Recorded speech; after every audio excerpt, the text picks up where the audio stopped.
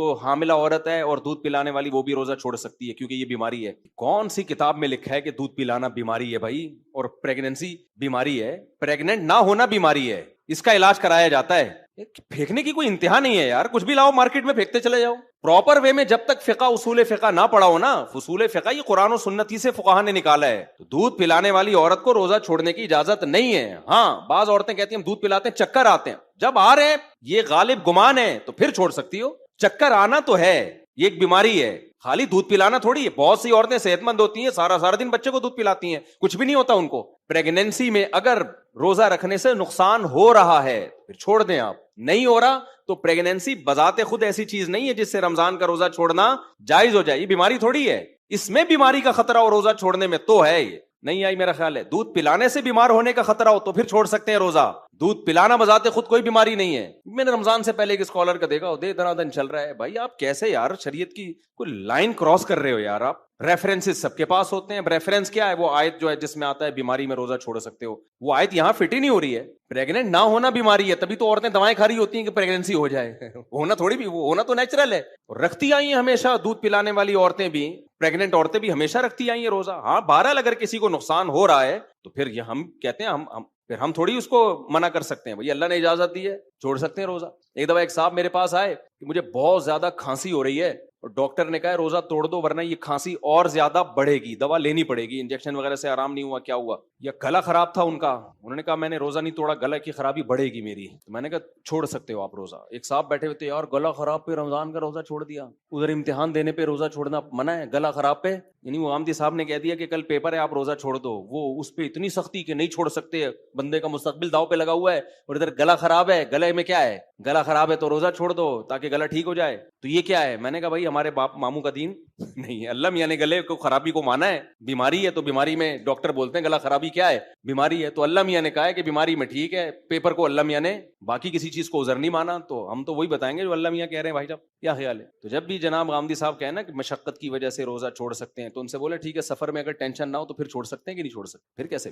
پھر تو فرض ہونا چاہیے. ہم تو کہتے ہیں بھائی سفر کتنا ہی آرام دہ ہو, کیسا ہی سکون والا سفر ہو, چاروں یعنی نہیں ہو ساتھ, یعنی ساتھ ہوں. کنفیوز ہوں اس میں کہ سکون جو جس کی چار ہو گئے تو ساتھ ہونے میں سکون ہے یا نہیں, یہ پھر ہم بعد میں بیٹھ کے اس مسئلے کو حل کریں گے. بہرحال یہ مثال واپس لے رہا ہوں میں, ٹھیک ہے. تو بہت سکون والا ہو, ہم تو کہتے ہیں بھائی پھر بھی روزہ چھوڑ سکتے, اللہ نے اجازت دے دی. نہ چھوڑو تو زیادہ اچھا ہے. رمضان کا روزہ ہے, رمضان کی فضیلت حاصل ہو جائے گی. نماز میں تو قصر ہی ہے, وہ تو 4 کی 2 ہی کرنی پڑے گی آپ کو, اس میں تو 4 کا آپشن نہیں ہے. حضرات فقہا کا دماغ کتنا تیز ہے, جن کو آج صبح شام لوگ گالیاں دیتے ہیں کہ فقہ شکہ نہیں مانتے. سوال پیدا ہوتا ہے رمضان میں روزہ چھوڑنے کی اجازت ہے, رکھنا ثواب ہے, اور جبکہ سفر میں 4 کی 2 ہی پڑھنی ہے, 4 نہیں کر سکتے. اس کی وجہ یہ ہے کہ 2 کی 4 کرنے میں سہولت نہیں ہے, بلکہ اللہ کی سہولت سے فائدہ نہ اٹھانا ہے. یہ اللہ نے کہا 2 پڑھ سکتے ہو, آپ کہہ رہے ہیں میں فنٹر گیری کروں گا, میں 4 ہی پڑھوں گا. تو جب اللہ تمہیں ایک سہولت دے رہا ہے تو کیوں فنٹر گیری کر رہے ہو یار؟ تمہارا باپ تمہیں ہدیہ دے رہا ہو, گفٹ دے رہا ہو. آپ کو ابو نہیں میں یہ موبائل آپ کا نہیں, میں تو مارکیٹ سے خرید کے لوں گا اچھا والا, ابا کو غصہ آئے گا کہ نہیں آئے گا؟ جبکہ رمضان کے روزے میں اللہ نے جو چھوڑنے کا آپشن دیا نا, تو بعض دفعہ رکھنے میں سہولت ہوتی ہے, کیونکہ یہ آپشن اللہ نے نہیں دیا کہ چھوڑ دو بالکل. اللہ نے کہا بعد میں رکھنا پڑے گا, تو اللہ بات سے بہتر ہے میں ابھی رکھ لوں, بعد میں بڑی ٹینشن ہوگی مجھے, ٹھیک ہے نا. تو اس میں رخصت متعین نہیں ہے, اس میں اللہ کی دی ہوئی سہولت سے فائدہ اٹھانے کا مطلب یہی کہ اس کو آپشنل رکھا جائے. بھائی اپنی سہولت دیکھو, میری طرف سے اجازت ہے چھوڑ دو. لیکن آدمی کہتا ہے اللہ بالکل تو چھوڑنے کی تو نہیں اجازت دے رہا ہے نا, قضا کا حکم دے رہا ہے, تو بعد میں بھی رکھنا ہی ہے. ابھی ساری پبلک نے رکھا ہوا ہے تو ابھی میں بھی رکھ لوں تو زیادہ اچھا ہے, بعد میں اکیلے مجھ سے نہیں رکھا جائے گا. تبھی ہم نے دیکھا ہے بیماری میں بھی لوگ روزہ رکھ ہی رہے ہوتے ہیں, سفر میں بھی رکھ ہی رہے ہوتے ہیں. یار بعد میں کون رکھے گا بیٹھ کے, اور واقعی مشکل ہوتی ہے. سمجھتے ہو گے نہیں سمجھتے ہو, اس لیے روزہ آپشنل ہے, نماز آپشنل نہیں ہے. نماز میں آپ کو 4 کی 2 پڑھنی پڑیں گی. 4 پڑھنا یہ اس کی علامت ہے کہ آپ اللہ کی دی ہوئی رخصت کو سے فائدہ نہیں اٹھا رہے. آپ سمجھتے ہو گے نہیں سمجھتے ہو. ابھی دیکھو ہوا کیا ہے, میں امریکہ سے آ رہا تھا نا, تو ہمارے ساتھ تھے ایک دوست میرے, میں نے کہا اس دفعہ ہم خاندانی روزہ رکھے گا سفر میں, خاندانی روزہ. انہوں نے کہا یہ کیا ہے بھائی؟ اب ہم امریکہ سے اڑے ہیں کراچی کی طرف, تو سورج کے مخالف سمت میں ہم جا رہے ہیں. سمجھ میں آ رہی ہے نا بات؟ سورج کے مخالف سمت میں دن رات بہت اسپیڈ سے چینج ہو رہا ہے. میں نے کہا زندگی کا مختصر ترین روزہ رکھتے ہیں ہم, ثواب پورا ملے گا, گارنٹی ہے, ٹھیک ہے نا, کیونکہ دن بہت چھوٹا ہو رہا ہے نا. ابے سورج کی کیا ہو گیا, سورج ادھر کو جا رہا ہے, آپ ادھر کو جا رہے ہیں, تو جلدی جلدی صبح صادق بھی جلدی ہوگی, ظہر بھی جلدی, عصر بھی جلدی, مغرب بھی جلدی. تو میں نے کہا ہم روزے کا ثواب کیوں ضائع کریں بھائی. اب جب ہم شکاگو سے اڑے, وہاں صبح کے 5 بج رہے تھے, 5 بجے صبح صادق تھی. ہم جب راستے میں پہنچے ہیں تو شکاگو کے ٹائم کے مطابق 12 بجے صبح صادق ہوئی ہے. یعنی ہم تو 8 بجے اڑ گئے نا, تو 12 بجے میں نے کہا کھڑکی سے باہر جھانکنا نہیں, ہم یہی سمجھیں گے ہم شکاگو میں ہی ہیں, امریکہ میں ہی ہیں. گھڑی امریکہ کے حساب سے تھی. رات 12 بجے میں نے کہا بھائی ہم سحری کر کے نیت کر لی روزے کی, صبح 10 بجے ناشتے میں روزہ افطار ہوگا ہمارا. رات کو تو سونا ہی تھا, جہاز میں تھوڑا اونگی رہا ہوتا ہے نا آدمی. میں نے کہا یوں سمجھو کہ رات 12 بجے ہم ڈنر کر رہے ہیں اور صبح ناشتہ کریں گے 10 بجے, تو یہ ڈنر آپ سحری کی نیت سے کرو اور صبح 10 بجے ناشتہ آپ نے افطاری کی نیت سے کرنا ہے. تو صبح ہم نے اپنے دماغ کو امریکہ کے حساب سے بے وقوف بنایا تاکہ روزہ بھی ہو اور آسانی سے روزہ ہو جائے. وہ الگ بات ہے کہ صبح 10 بجے ہم دبئی ایئرپورٹ پہ تھے جہاں مغرب کی اذانیں ہو رہی تھیں, گھڑی میں نے چینج نہیں کی. ہم نے کہا ہم یہی سمجھے گا ہم 10 بجے کھا رہے ہیں. تو وہ کہہ رہے یہ کون سا روزہ ہوا. میں نے کہا ثواب پورا ملے گا کہ روزہ کیا. پھر میں نے کہا دیکھو ہم نے نمازیں بھی تو ٹھکاٹھک 5 نمازیں پڑھی ہیں نا, ورنہ اتنی جلدی جلدی نمازیں کہاں آتی ہیں بھائی. تو اللہ میاں اگر ہم سے بولے کہ میں تمہیں روزے کا ثواب نہیں دے رہا, یہ کون سا روزہ ہوا, تو ہم کہیں گے اللہ پھر نماز کیوں فرض کی تو نے ہمارے اوپر, یہ کون سی نماز ہوئی. 13 گھنٹے میں 5 نمازیں آتی ہیں کیا. ابے کیا ہو گیا, 13 گھنٹے میں 5 نمازیں نہیں آ سکتی, ہماری آئی ہیں کیونکہ ہم سورج کے مخالف جا رہے ہیں, ٹھک ٹھک نمازیں آ رہی ہیں. تو جب 5 نمازوں کا اللہ ہمیں فرض قرار دے رہا ہے, چھوڑنے پر گناہ دے رہا ہے ان 5 نمازوں کے چھوڑنے پر, تو روزہ رکھنے پر ثواب کیوں نہیں دے گا بھائی. وہ تو یہ پیکج ہے بہترین روزہ رکھنے کا. ایک صاحب کیا ہوا, یہ جس کو فقہ پڑھا ہوا ہو نا وہ کرے گا یہ عمل. بھائی اللہ تعالیٰ نے جب ایک اصول بنا دیا تو ہم اس اصول کے پابند ہیں. اب جو لوگ روزہ رکھ کے توڑ دیتے ہیں, گناہ کیا انہوں نے. رمضان کا روزہ توڑنے کا کفارہ کتنا ہے, 60 روزے لگاتار. کتنے علماء کہتے ہیں دسمبر میں رکھو, جون میں رکھنے کی بولو. اب کوئی فنڈر بنے کہ میں جون جولائی میں 60 روزے رکھوں گا, ابے تو کیوں اپنے آپ کو بلا وجہ ٹینشن میں ڈال رہا ہے. اللہ میاں نے یہ تھوڑی کہا کہ جون جولائی میں رکھو, اللہ میاں نے کہا 60 روزے کمپلیٹ ہونے چاہیے. تو ایسے لوگوں کو ہم مشورہ دیتے ہیں کہ اگر اللہ نے آپ کو پیسہ زیادہ دیا ہے, ناروے چلے جاؤ سردیوں میں, وہاں روزہ رکھو, ٹھکا ٹھک 60 روزے آپ کے کیا ہو جائیں گے, کیونکہ دن بہت چھوٹا ہوتا ہے. لیکن ظاہر ہے یہ غریب آدمی نہیں کر سکتا, تو غریب کے لیے یہی آپشن ہے کہ ادھر دسمبر میں رکھ لے, یا پنجاب میں دن اور سردیوں میں چھوٹا ہو جاتا ہے تو وہاں جا کے رکھ لے. نہیں یاری بات. تو شرعی قاعدہ ہے بھائی, صبح صادق ہونی چاہیے, غروب آفتاب ہونا چاہیے, دونوں چیزیں ہو رہی ہیں. اب اللہ میاں نے دن 2 گھنٹے کا رکھ دیا, 3 گھنٹے کا, تو یہ ہمارا ہیڈک نہیں ہے بھائی. یہ مسئلہ کس کا ہے, اللہ میاں کا. اللہ میاں اگر ہمیں قیامت کے دن کہہ دے کہ تمہیں ثواب نہیں ملے گا اتنے 3 گھنٹے کے روزے سے, 2 گھنٹے کے روزے سے کیا فائدہ, ہم کہیں گے اللہ تو دن بڑھا دیتا. ہماری نہ تو نے ناروے جانے پر پابندی لگائی تھی, ناروے نہیں کوئی بھی ایسا نا جو ساؤتھ پہ ہو, کوئی سستا ملک ہو, ناروے تو بہت مہنگا ہے, اور نہیں جاؤ, اتنا تو پیسہ کس کے پاس ہوتا ہے, ادھر ہی چلے جاؤ, مری چلے جاؤ, سوات چلے جاؤ, جہاں ٹھنڈے روزے ہوتے ہیں, تو کفارہ ادا ہو جائے گا. سمجھتے ہو, نہیں سمجھتے میرا خیال ہے. کفارہ بہرحال ادا, کیونکہ ہمیں اس سے ہم نے اس فارمیلٹی کو جو اللہ کا قانون ہے اس کو پورا کرنا ہے. اب ناروے میں رمضان کے روزے روک رکھتے ہیں نا, 2 3 4 گھنٹے کے روزے ہوتے ہیں, اتنے مختصر روزے, تو آپ کا کیا خیال ہے ان کے روزے نہیں ہوتے کیا؟ اب کوئی کہہ بے اتنے سے روزے سے بہتر ہے نہ ہی رکھو. نا نا نا نا, جو یہاں گرمی میں روزہ چھوڑنے پر گناہ ہے وہی وہاں سردی میں نہ, اس کو روزہ چھوڑنے کی اجازت اس بیس پہ کہ 2 3 گھنٹے سے کیا ہوتا ہے, نہ ہمیں اس بیس پہ کہ 18 گھنٹے سے کیا ہوتا ہے. صحیح ہے نا. رمضان جب آئے گا جتنا مرضی پسینہ نکالے, جتنی مرضی لیند ہو. اب دیکھو ناروے میں گرمیوں میں لوگوں نے 20 گھنٹے کے روزے رکھے ہیں. ہمارے دوست کہتے ہیں ہم رکھتے ہیں, ادھر افطاری کی, ادھر عشاء کی اذان ہوئی, ادھر سحری, بس افطاری سحری ایک ہی ہوتی تھی اور فوراً اگلے دن کا روزہ شروع. تو مجھے کہتے تھے مفتی صاحب بہت لمبے روزے ہیں. ابھی جب جون جولائی, یہ جو ہمارے جب جون میں روزے تھے نا, تو ناروے میں روزے بہت لمبے تھے, رکھے ان لوگوں نے. میں ان سے کہتا ہوں, ان کو میں نے کہا بیٹا تم لوگ جو ہے سردیوں میں مزے بھی تو تم نے بہت اڑائے ہیں, سردیوں کے روزے تمہارے 4 5 گھنٹے کے روزے, تو اب گرمیوں کے 20 گھنٹے کے بھی انجوائے کرو. سمجھ رہے ہو.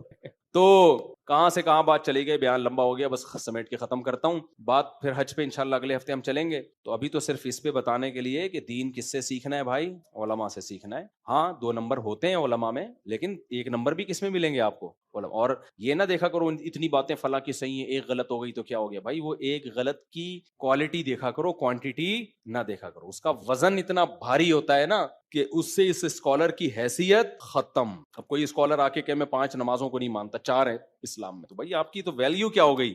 ایک غلطی ہے, لیکن اس غلطی نے آپ کی حیثیت کو 2 ٹکے کا نہیں چھوڑا. تو حضرت عیسیٰ کی حیات یہ اجماعی مسئلہ ہے. حضرت عیسیٰ علیہ السلام آسمانوں پہ زندہ ہیں, قرب قیامت میں نازل ہوں گے. اسی طرح رمضان کا روزہ فرض ہے, ایسے سفر بیماری میں چھوڑ سکتے ہو, اس کے علاوہ نہیں چھوڑ سکتے. طلاق کے بعد, شوہر کی وفات کے بعد عورت پر عدت بولو فرض ہے 3 مینسز یا 4 مہینے 10 دن, اور جس کو مینسز نہیں آتے اس کی 3 مہینے 90 دن, یعنی اسلامی لحاظ سے اگر مہینے کی پہلی تاریخ سے ہے تو 3 مہینے, چاہے وہ کتنے بھی دن بنے, اگر بیچ میں شروع کیے تو 90 دن. تو یہ عدت کے مسائل ہو گئے, وراثت کے مسائل ہو گئے, اور بہت سارے مسائل ہیں جو اجماعی مسائل ہیں, ان میں اختلاف کی. اچھا, صحابہ کا مسئلہ بھی اجماعی ہے, کسی صحابی کے خلاف بدگمانی پھیلانا, ایسا ان کے عمل کو پیش کرنا جس سے لوگوں کو لگے کہ یہ فاسق تھے, یہ بھی اجماعی امت کے خلاف ہے. سمجھتے ہو, کوئی اسکالر یہ بات کر رہا ہے تو پھر یہ نہیں دیکھا جائے گا اتنی باتیں صحیح میں ایک غلط ہو گئی تو وہ غلط کا ویٹ اتنا زیادہ ہے کہ بھائی اب اس کی حیثیت 2 ٹکے کی نہیں رہی. یہ اسلام, یہ دین فطرت ہے. اللہ تعالیٰ کہتے ہیں یہ چیزیں میں نے تمہارے لیے پیدا کی, تو میرا مقصد تمہیں یہ چیزیں چھڑوانا نہیں ہے. مقصد یہ ہے کہ ان چیزوں میں پڑھ کے اللہ کو نہ بھول جاؤ, اور ان چیزوں میں پڑھ کے خواہشات کے غلام نہ بن جاؤ. غلام بنے ہوئے آج ہم خواہشات کے. کتنے کیسز آتے ہیں نا, شوہر مالدار تھا, ذرا سا غریب ہو گیا, بیگم بھاگ گئی, کھلا لے لیا, برداشت ہی نہیں ہو رہا. بیگم میں تھوڑا سا کوئی عیب پیدا ہو گیا تو بھائی شوہر کو چاہیے گزارا چلا یار, کوئی بات نہیں, دنیا مسافر خانہ ہے, یہ خواہشات پوری کرنے کی جگہ تھوڑی ہے نا. وہ ڈپریشن میں چلا گیا. ابھی ریسنٹلی ایک ہفتہ پہلے ایک صاحب آئے, مجھے کہنے لگے, میں لڑکا تھا نوجوان, میں بہت ٹینشن میں. میں نے کہا کیا ہو گیا؟ کہہ رہے میری شادی 1 سال ہو گئی ہے لیکن مجھے بیوی پسند نہیں ہے. 1 سال ہو گیا, بچہ بھی ہو گیا, مگر مجھے اپنی وائف پسند نہیں. تو میں نے کہا کیا 1 سال چھوڑا یار, سب کو تھوڑی پسند ہوتی ہے, کسی کو خوبصورت مل جاتی ہے, کسی کو درمیانی مل جاتی ہے, اور سال ہو گیا, بچہ ہو گیا, اب تم کہہ رہے ہو. خیر میں نے تو پھر اس کو وہی فسادیوں والا مشورہ دیا کہ ایک اور کر لو, لیکن یہ کہ ابھی میں خواتین بھی بیان سن رہی ہیں, یہاں وہ والے مشورے نہیں دوں گا میں. لیکن وہ اتنی ڈپریشن میں, اتنی اسٹریس میں, بھائی اس کی علامت ہے کہ آپ دنیا کو خواہشات کی جگہ سمجھتے ہو. میں نے کہا یار کل تمہاری بہن بیٹی ہو اور بہنوں یہ 1 سال کے بعد بولے مجھے آپ کی بہن پسند نہیں آ رہی, اور طلاق دے کے گھر بٹھاتے, کیا گزرے گی باپ کے اوپر؟ آج کل طلاق یافتہ لڑکیوں کا ہماری سوسائٹی میں کیا حشر ہوتا ہے. تو گزارا چلاؤ بھائی نا. تو جب ہر آدمی نے یہ ٹھان لی ہے کہ میں نے اپنی تمام خواہشات یہاں ہی پوری کرنی ہے, تو یہ آپ ڈائری میں نوٹ کر لیں, اس کا مطلب آپ اپنے آپ کو ڈپریشن اور ٹینشن کا مریض بنا رہے ہیں. خواہشات پوری ہوتی نہیں ہے, یہ ناممکن ہے. ایک خواہش پوری ہوگی وہ 10 انڈے بچے پیدا کر کے جائے گی, اور پھر وہ جب پوری کریں گے تو وہ 100 خواہشات جنم دے کے جا رہی ہو.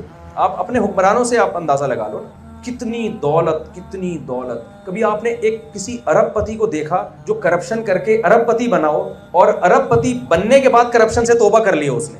وہ دنیا میں ایک مثال ہے کہ یار چونکہ میں نے چوری سے کمایا لیکن اب کما لیا نا, چلو اب چوری سے توبہ کر لو.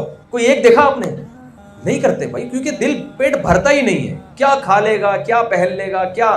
تو اس لیے اللہ تعالیٰ نے ہمیں رمضان دیا کہ بھائی تھوڑا سا دوسرا رخ بھی ہے, مادہ پرست بننے کی کوشش نہ کرو. نماز دی ہمیں, رات کو نیند قربان کرنی ہے, پھر دوپہر کو کاروبار چھوڑنا ہے, پھر عصر میں کام چھوڑنا ہے, پھر مغرب میں اپنے گھر بار کو چھوڑ کے مسجد میں حاضری, پھر عشاء میں بار. تو جو لوگ اس طرح کی قربانیاں دیتے رہتے ہیں ان کی زندگیوں میں سکون رہتا ہے, اور جو یہ قربانیاں نہیں دیتے ان کی زندگی سے بھی سکون نکلتا ہے اور ان کے گھروں سے بھی سکون نکلتا ہے. میرے پاس جو گھروں میں زیادہ تر بے سکونی کے کیسز آتے ہیں وہ ان گھروں میں زیادہ آتے ہیں جن کے پاس سکون کی تمام چیزیں میسر ہیں. ماں باپ نے بچوں کی ہر خواہش پوری کی ہوتی ہے, ان سے قربانیاں دلوائی نہیں ہوتی جو اللہ اس کے رسول نے حکم دیا جن قربانیوں.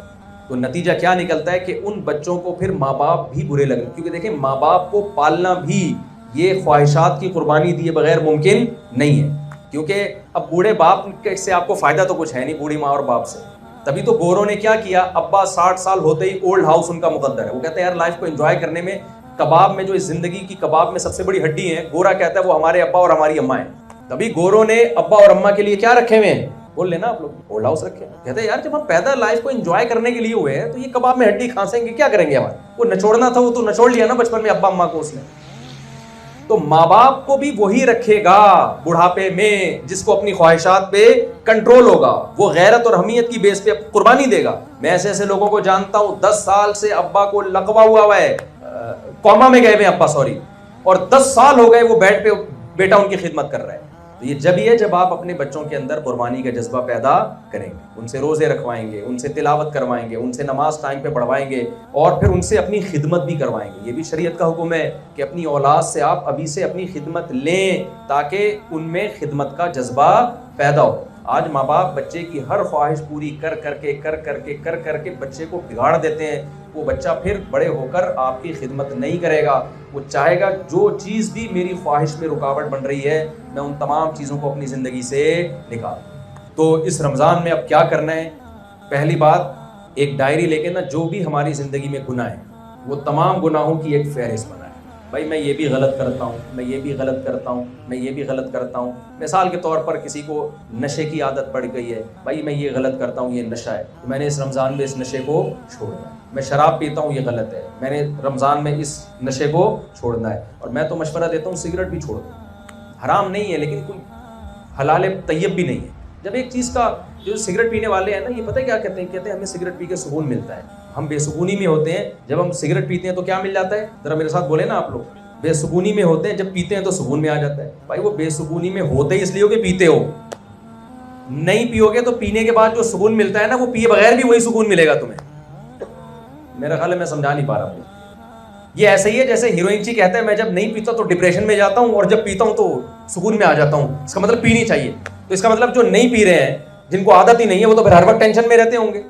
بھائی یہ تو تمہیں پینے کے بعد سکون مل ہی اس لیے رہا ہے کہ تم پیتے ہو. پینا چھوڑ دو گے تو تھوڑے دنوں تک ٹینشن میں رہو گے، اس کے بعد نارمل کنڈیشن میں آ جاؤ گے. تو کتنی بڑی معذرت کے ساتھ کوئی حضرات یہاں بھی بیٹھے پیتے ہوں گے، لیکن ہے تو بہت پرلے درجے کی حماقت کی بات ہے یا نہیں ہے کہ ایک چیز کا کخ بھی فائدہ نہیں ہے. نہ اسے پی کے کوئی وائٹامنز مل رہے ہیں، کوئی منرلز مل رہے ہیں، کوئی انرجی مل رہی ہے، کچھ بھی نہیں مل رہا اسے پی کے آپ. اور ساری دنیا کے سارے ڈاکٹر کہہ رہے ہیں کہ بھئی یہ کینسر پیدا کرتی ہے، یہ کرتی ہے، یہ یوں کرتی ہے، اتنی بیماریاں اس کے اندر. وہ ایک چٹکلا ہے، کسی نے کہا کہ اگر پاکستانی قوم جو ہے نا اس کو سے سگریٹ چھڑوانی ہے تو سگریٹ کے ڈبے پہ لکھا ہوتا ہے نا، خبردار سگریٹ نوشی کینسر کا ذریعہ ہے. تو سگریٹ کے ڈبے پہ نا ایک آدمی گیا سگریٹ لینے کے لیے، پاکستانی تھا، تو اس پہ لکھا ہوا تھا خبردار سگریٹ نوشی مردانہ قوت کے لیے نقصان دہ، یہ لکھا ہوا تھا. تو فوراً واپس کرتا ہے، کہتا ہے وہ کینسر والی دے دے بھائی، تو یہ والی واپس لے لے، مجھے کون سی چاہیے؟ کینسر والی دے دے تو. تو کتنے لوگ ہمارے جاننے والوں میں مر چکے ہیں. تو اگر آپ رمضان میں سگریٹ چھوڑنا چاہیں تو یہ سگریٹ چھوڑنے کا بہترین بولیں موقع ہے. جان چھوڑ جائے گی. آپ بولے بھائی ایک مہینہ ہے ہی ٹینشن کا مہینہ، بس ٹینشن، خواہشات کے خلاف. تو پہلے سے جذبہ ہوگا تو چھوٹے گی، نہیں جذبہ ہوگا تو جو چرس پی رہا ہے وہ پیتا رہے گا، جو ہیروئن پی رہا ہے وہ پیتا رہے گا، جو شراب پی رہا ہے وہ پیتا رہے گا. اور ان نشے کی جتنی چیزیں ہیں اس میں قطعاً سکون نہیں ہے. آج ہماری یونیورسٹیوں میں بھی ان چیزوں کو عام کیا جا رہا ہے. اسے تو ڈپریشن میں لے جاتی ہیں یہ چیزیں انسان کو. تو آپ ہمت کر کے اس مہینے میں جتنی بھی نشے کی چیزیں ہیں کسی بھی عنوان سے ہو، نیکوٹین ہو، اور بہت سے لوگوں کو بہت زیادہ چائے کی عادت پڑ جاتی ہے، ہر آدھے گھنٹے بعد چائے پی رہے ہیں، کافی پی رہے ہیں، چائے پاگل ہو جاتے ہیں. بہت ساری چیزوں پہ آپ کنٹرول کر سکتے ہو. پھر دوسری چیز، اس رمضان میں سب نے یہ ہمت کرنی ہے بھائی ہم نے اپنے آپ کو قرآن مجید کی تلاوت کا عادی بنا. دیکھو سب قرآن کی تلاوت کرتے ہیں رمضان میں، ٹوٹا پھوٹا کر ہی لیتے ہیں، لیکن اس نیت سے نہیں کرتے کہ پورے سال کے لیے عادی بنانا ہے. یہی وجہ ہے کہ جہاں چاند نظر آیا وہ تلاوت اور قرآن ہمیشہ کے لیے غائب ہو گیا. تو جب آپ اس جذبے سے کرو گے بھائی یہ ڈیلی روٹین ہوگی. یہ میری آج جو میں قرآن ہاتھ میں اٹھا کے تلاوت کر رہا ہوں، اب پورے سال تک میں نے یہ معمول بنانا ہے. تو بے شک 10 منٹ کے لیے ہو، 15 منٹ کے لیے ہو. تیسرا کام کیا کرنا ہے؟ سب سے پہلے اسلام میں نماز ہے. آپ نے رمضان میں نماز پڑھنی ہے. اس لیے نہیں کہ رمضان ہے، اس لیے کہ بھائی مجھے 30 دن اپنے آپ کو نماز کی عادت ڈالنے کا موقع ملا ہے. مسجدیں بھری ہوئی ہوتی ہیں، رونق ہوتی ہے. تو اب میں اس نیت سے شروع کر رہا ہوں کہ اب یہ کام پوری زندگی کرنا ہے. میں سمجھا پا رہا ہوں اپنی بات؟ میڈیا ہے اس پہ بےہودگی، بے حیائی، جو طوفان بدتمیزی میڈیا پہ ہے، جو ایک بے حیائی کا طوفان ہے. آپ رمضان میں نیت کرو کہ میں نے اپنے آپ کو اس بے حیائی کے دلدل سے نکالنا. دیکھو اسلام میں ایک حلال ہے ایک حرام. حلال صرف بیوی ہے. آپ کی بیوی کے علاوہ جتنی عورتیں ہیں ان میں سے کوئی بھی آپ کے لیے حلال، بولے نا بھائی زبان سے، کسی بھی طرح سے. حدیث میں آتا ہے انسان کی آنکھیں بھی زنا کرتی ہیں، انسان کے کان بھی زنا کرتے ہیں، انسان کی زبان بھی زنا کرتی ہے. عورت سے آپ کا رشتہ کسی بھی طرح سے اس کے باڈی سے لذت حاصل کرنا یہ اسلام میں اللیگل ہے. اللہ نے الا علی ازواجہم آپ کے لیے باؤنڈری بنا دی ہے. تبھی تو گوروں کا سارا خاندانی نظام کیا ہو گیا؟ تباہ برباد ہو. جانوروں میں اور انسانوں میں فرق ہی یہی ہے کہ جانوروں میں فزیکل ریلیشن ہوتا ہے، نکاح نہیں ہوتا. انسانوں میں نکاح ہوتا ہے. میں سمجھا پا رہا ہوں اپنی بات؟ تو یہ نیت کرنی ہے آپ. اور چوتھا کام یہ ہے کہ دیکھیں، یہ بس آخری بات بتا کے میں اپنے بیان کو ختم کر رہا ہوں. چوتھا کام یہ ہے کہ جتنی بھی برائیاں ہیں نا دنیا میں اور جتنی بھی ناکامیاں ہیں، ان میں سب سے جو برائی ہے نا, جو تمام برائیوں کی جڑ ہے وہ ہے کم ہمتی, سستی, کاہلی اور کم ہمتی. کتنے لوگ بہت کچھ کرنا چاہتے ہیں, ان سے ہو نہیں پاتا. وہی وجہ ہے, کم ہمتی کی وجہ بھی ہے خواہشات کے آگے اپنے آپ کو بچھا دیا ہوگا. کتنے لوگ ہیں وہ چاہتے ہیں ہم صبح جلدی اٹھا کریں, اٹھا ہی نہیں جاتا. کتنے لوگ ہیں جو چاہتے ہیں ہم خوراک پہ کنٹرول کریں, ہوتا ہی نہیں ہے. کتنے لوگ ہیں جو چاہتے ہیں کہ ہم اپنا وزن کم کریں, نہیں ہوتا ان سے. کتنے لوگ ہیں جو چاہتے ہیں کہ ہمارے اندر ایک غصہ, ایک چڑچڑا پن ہے, ہم اس پہ کنٹرول کریں, نہیں ہو پاتا ان سے. تو آپ رمضان میں کم ہمتی کے بجائے آپ نے اپنے اندر کیا پیدا کرنی ہے, ہمت. اتنی بڑی قربانی اللہ, میں آپ خود سوچیں نا کہ کیا عام دنوں میں آپ کے لیے پاسبل ہے کہ صبح 4 بجے اٹھ کے کھائیں اور پھر مغرب کے بعد کھائیں؟ پورے سال یا کتنے لوگ ہوں گے جنہوں نے لفلی روزے رکھے ہوں گے؟ میرا خیال 1% بھی بمشکل ہوں گے. تو جب اتنی بڑی ہمت کا کام اللہ آپ سے رمضان میں کروا رہا ہے تو کیوں نہ اس ایک مہینے کو ایک ورک شاپ فرض کر لیں اپنے لیے آپ, کہ جس میں آپ کی ٹریننگ ہو رہی ہے. اس میں اپنی زبان پہ کنٹرول کرنا ہے, غصہ نہیں کرنا. آج نوجوانوں کا بہت بڑا مسئلہ ہے, ذرا سی بات پہ ایسا اچھلتے ہیں, کودتے ہیں, چیختے ہیں, چلاتے ہیں. قرآن مجید میں اللہ نے لقمان علیہ السلام کی نصیحت کا تذکرہ کیا کہ انہوں نے اپنے بیٹے سے کہا کہ وَغْضُضْ مِن صَوْتِكَ, اپنی آواز کو ہلکا رکھو. مسلمانوں کے گھروں میں چیخنے چلانے کا ماحول نہیں ہوتا, اگر ہو رہا ہے تو غلط ہو رہا ہے. یہ ہر ایک چیخ رہا ہوتا ہے دوسرے کے اوپر. اور لقمان علیہ السلام نے کیا کہا, ان انکر الاصوات لصوت الحمیر, بیٹا دیکھو سب سے بری آواز کس کی ہوتی ہے, گدھے کی. میں اس کو اس طرح سے ایکسپلین کرتا ہوں کہ گدھے کی بات بری نہیں ہوتی, اسٹائل برا ہوتا ہے. دیکھیں گدھا وہی بات کر رہا ہوتا ہے جو گھوڑا کر رہا ہوتا ہے, جو بلی کر رہی ہوتی ہے. خوراک چاہیے نا, کیا یہی ہوتا ہے نا اس کو, مجھے بھوک لگ رہی ہے خوراک چاہیے.